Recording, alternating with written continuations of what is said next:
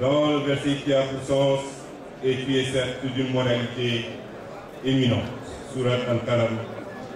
Il est bien connu que c'est avec des valeurs morales et des vertus honorables que les nations et les sociétés humaines grandissent dans l'honneur, la noblesse, la fierté.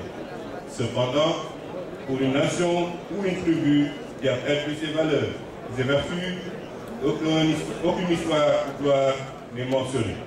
Comme l'a si bien dit le poète, les nations sont glorifiées par leurs vertus, sans vertu, aucune nation n'est.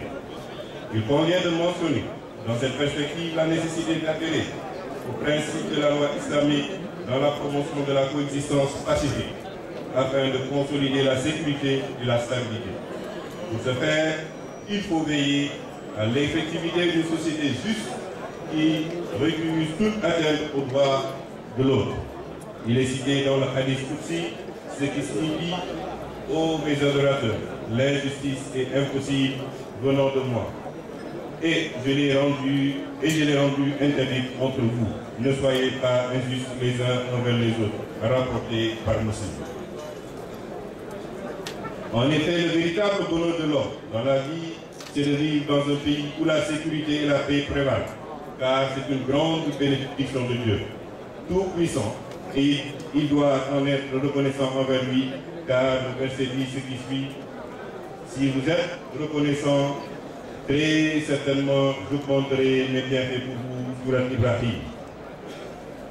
L'effort d'entretenir et de garantir la pérennité de cette paix et cette concorde est une responsabilité qui, dans la mesure du possible, incombe à tous et à tous les niveaux, religieux, social, politique et médiatique.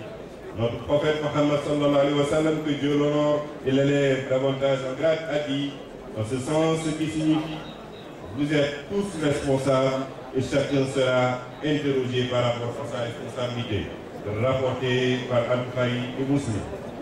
Quiconque retrace la vie de nos ancêtres vertueux et nos honorables chers contemporains découvrira qu'ils étaient de grands prédicateurs, pétris de valeurs islamiques qu'ils ont donc transmis à leurs disciples et leurs familles.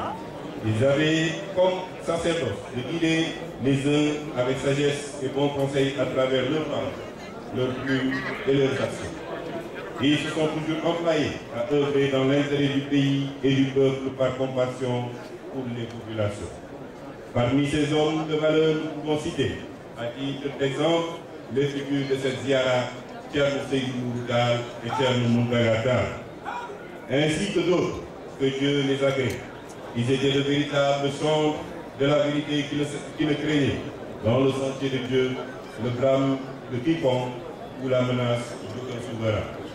Leurs actions étaient guidées par la lanterne de la victoire de l'islam et le service rendu à la Oumma islamique.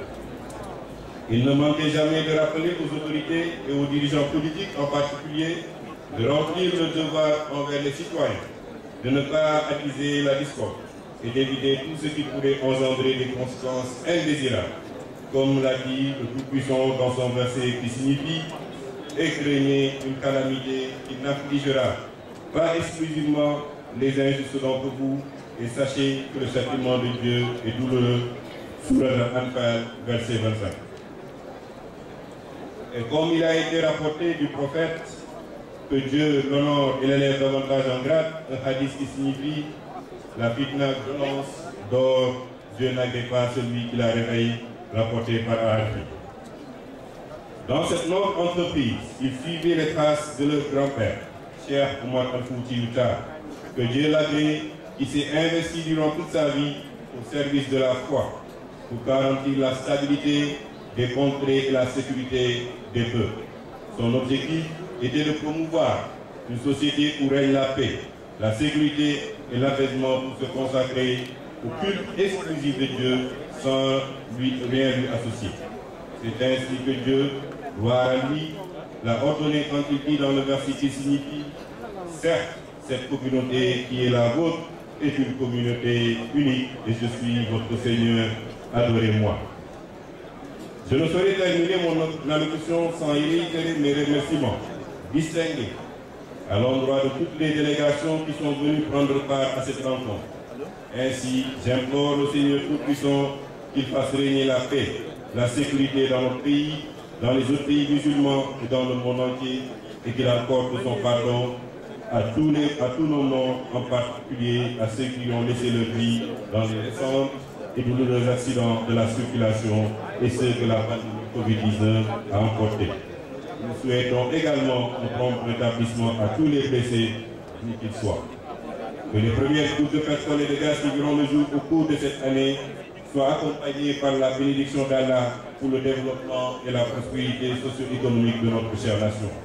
Seigneur, accorde-nous belle part ici-bas et belle part aussi dans l'au-delà et protégez-nous du châtiment du feu. Dieu est notre Seigneur et quel excellent secoureur. Nous terminerons notre invocation par dire louange à Dieu, Seigneur des mondes. Serviteur de la Hadra Oumarienne, Cheikh Mohamed Al-Madanital, Khalid de Tchel Moutagatal et président de la Ligue des Ulémas du Sénégal, Dakar, le 8 Rajab 1444 de l'Égypte, 29 janvier 2023. Masha'Allah, Cheikh Omar, Allah Jaram, Jaram, Masha'Allah, Ahmad Yini, Cheikh Mohamed Al-Hadi.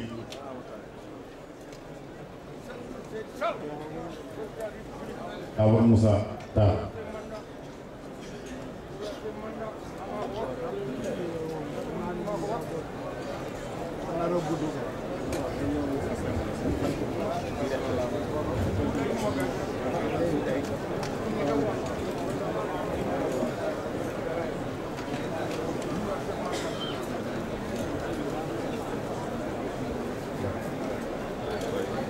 Ceerno Madani wi kureji men dental Madina Gounass ba khalifa o Ceerno Ahmadou Tidiane Ba